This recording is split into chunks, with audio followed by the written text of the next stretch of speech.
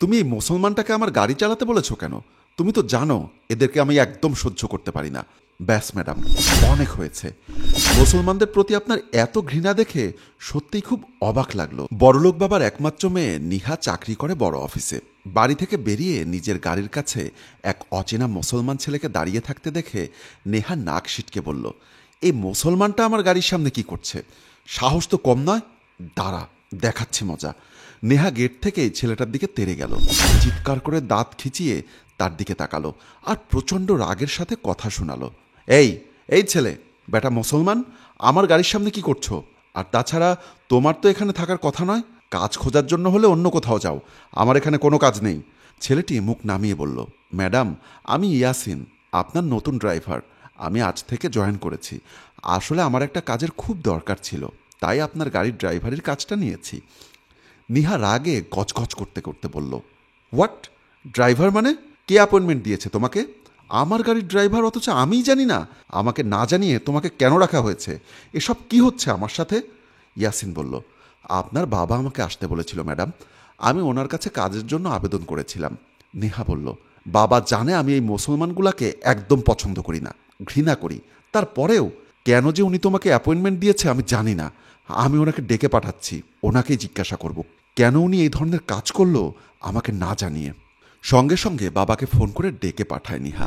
তারপর তার বাবা এলে নিহা বলে, বাবা, তুমি এই মুসলমানটাকে আমার গাড়ি চালাতে বলেছো কেন? তুমি তো জানো এদেরকে আমি একদম সহ্য করতে পারি না।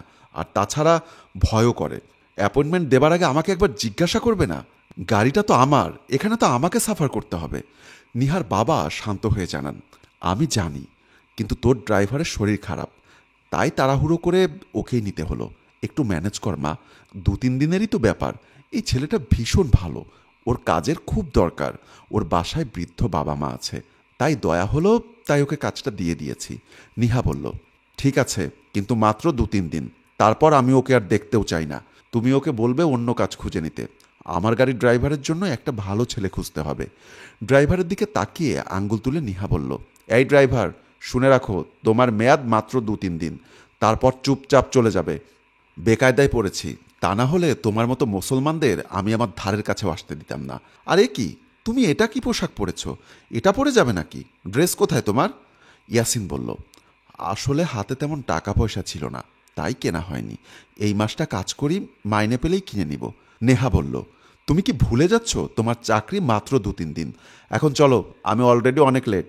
যাকে মাত্র 2-3 দিন কাজে রাখবো বলে কাজে এনেছি, সে আবার মাসের কথা বলে। যত সব আজাইরা লোকজন, এগুলো আসে কোথার থেকে? ইয়াসিন মাথা নিচু করে গাড়ির দরজা খুলে দিল। নিহা ওকে বাধা দিয়ে বলল, থাক থাক, আমি খুলে নিব। অফিস শেষে নিহা অনেকক্ষণ গাড়ির জন্য অপেক্ষা করছিল। ড্রাইভার আসতেই তার উপর নিহা চিৎকার করে উঠল, এই যে, তোমাকে কখন আসতে বলেছি? কি করছিলে এতক্ষণ? নতুন কাজ পেয়েছো বলে যা খুশি তাই করবে? সময়ের হেরফের হলে আমি কিন্তু খুব রেগে যাই। দ্বিতীয়বার এই ভুল আর করবে না। ইয়াসিন বলল, গাড়ির চাকাটা পাঞ্চার হয়ে গিয়েছিল ম্যাডাম, ওটা সারাতেই দেরি হয়ে গেল। গাড়ির দরজা খুলতেই নিহা তার সিটের উপরে একটা প্যাকেট দেখতে পেয়ে ড্রাইভারকে জিজ্ঞাসা করল, এটা কি? ইয়াসিন মাথা নামিয়ে বলল, সামনে ঈদ তো, তাই পাঞ্জাবিটি কিনেছি। নিহা বলল, ও, তার মানে এই জন্য দেরি হলো তোমার? আজই কাজ শুরু করলে আর আজ থেকেই অজুহাত দেওয়া শুরু? এজন্যই তোমাদের মতো মুসলমানদেরকে আমি ভরসা করতে চাই না। আজই তোমাকে আমি কাজ থেকে বের করব। দরকার হলে আমি ক্যাব বুক করে নেব বা অটোতে যাব, তবু তোমাকে রাখবো না। অনেকক্ষণ ধরে ইয়াসিন সহ্য করছিল। ম্যাডাম তাকে বারবার মুসলমান মুসলমান বলে ছোট করছেন। এখন সে চুপ করে না থেকে বলল, ব্যাস ম্যাডাম, অনেক হয়েছে। এই নিন আপনার গাড়ি আর চাবি। আপনাকে আর কাল আমাকে ছাড়াতে হবে না। আমি আজ থেকেই কাজ ছেড়ে চলে যাচ্ছি।